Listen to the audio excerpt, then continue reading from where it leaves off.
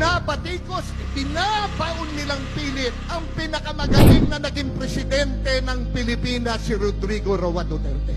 Pero hindi nila magawa dahil alam lahat ng Pilipino kung ano ang nagawa ni dating Presidente Rodrigo Roa Duterte dito sa atin. Huwag nating sayangin ang inumpisahan ni dating Pangulong Duterte na labanan ang illegal na droga at ang kriminalidad. Naniniwala ba kayo na kakayanin natin to?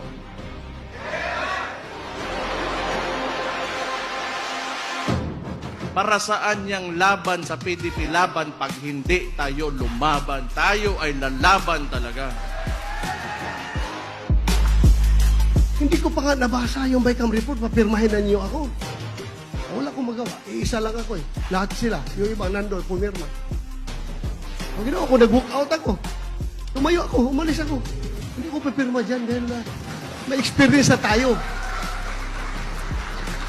Na kung ano-anong pinagsasaksak nila sa budget.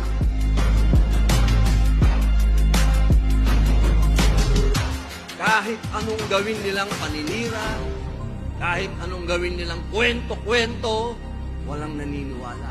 Sapagkat si Pangulong Rodrigo Roa Duterte